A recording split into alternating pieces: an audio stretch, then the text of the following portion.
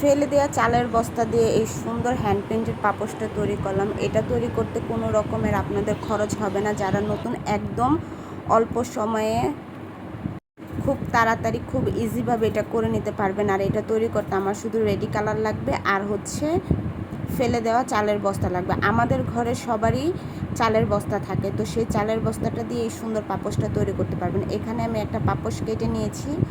এটা হচ্ছে লম্বা নিয়েছি আমি 30 ইঞ্চি এবং চওড়া নিয়েছি হচ্ছে 19 ইঞ্চি। তো আমি এটা সাইডটা সেলাই করে নেব। আপনারা অবশ্যই সাইড সেলাই করে নেবেন, না হলে সাইড দিয়ে সুতা বের হয়ে যাবে। আর খুব সহজে যে কেউ এটা তৈরি করে নিতে পারবে। এখানে আমি হচ্ছে ইয়েলো কালারের রেডি অ্যাক্রিলিক কালার নিয়ে নিয়েছি, তার সাথে একটু বাইন্ডার এবং একটু অ্যাঙ্কে মিশিয়ে নিলাম যাতে আমার রঙটা একটু পাতলা হয়।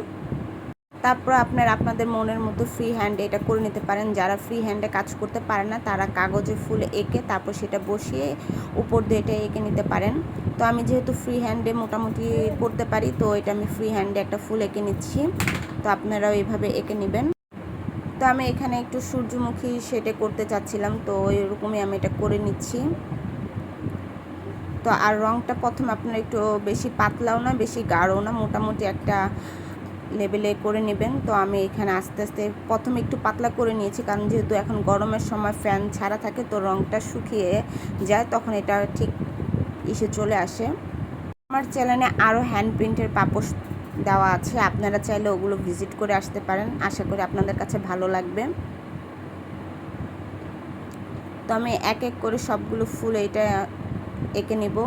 তারপর এটা আমি হচ্ছে রোদ্রে একটু শুকিয়ে নেব। যখন আমার এই হলুদ কালারের রঙের ফুলটা একটু শুকিয়ে যাবে, তখন আমি গোল যে বৃত্তটা সেখানে আমি হচ্ছে আরেকটা রং ব্যবহার করব। তো আমার সবগুলো ফুল প্রায় হয়ে গিয়েছে। তো আপনাদের সুবিধার্থে আমি আরও একটা ফুল করে দেখাচ্ছি।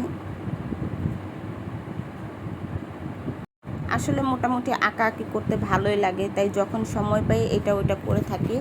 তো আমার কাছে মনে হলো যে আমি আরও একটা হ্যান্ড প্রিন্টের পাপোশ তৈরি করি, কারণ এর আগের আমার দুইটা হ্যান্ড প্রিন্টের পাপোশ আপনারা খুব বেশি পছন্দ করেছেন। এই যে আমার কমপ্লিট সম্পূর্ণটা। আপনারা চাইলে এখানে লেজও ব্যবহার করতে পারেন, টার্সেল ব্যবহার করতে পারেন। তো আমি সাইডে হচ্ছে টার্সেল ব্যবহার করব।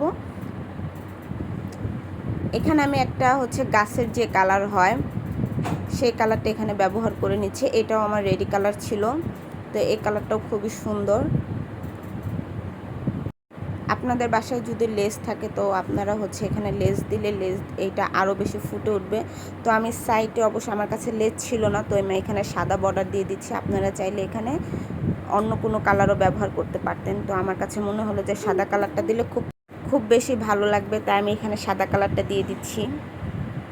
তারপর আমি সাইডে হচ্ছে টার্সেল ব্যবহার করে নিব। আপনারা আপনাদের মনের মতো টার্সেল ব্যবহার করতে পারেন। আমি এখানে রেড কালারের টার্সেল ব্যবহার করব, কারণ আমার ঘরে রেড কালারের সুতাটা ছিল, অন্য কোনো কালারের সুতা ছিল না।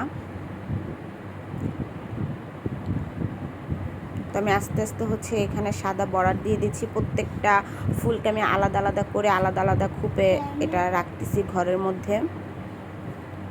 তো এটা করার পরে খুব সুন্দর একটা লুক হবে। এই দেখেন মাশাআল্লাহ দিলে কত সুন্দর হয়েছে। এটা যে কেউ খুব সহজে এটা করে নিতে পারে। আর আমার আজকের ভিডিওটা যদি আপনাদের ভালো লেগে থাকে অবশ্যই লাইক কমেন্ট এবং শেয়ার করবেন। যারা আমার চ্যানেলটাকে সাবস্ক্রাইব করেছেন তাদেরকে জানাই অসংখ্য ধন্যবাদ। আর যারা এখনও সাবস্ক্রাইব করেন প্লিজ আমার চ্যানেলটাকে সাবস্ক্রাইব করে দেবেন। আজকে এই পর্যন্তই। আল্লাহ হাফেজ।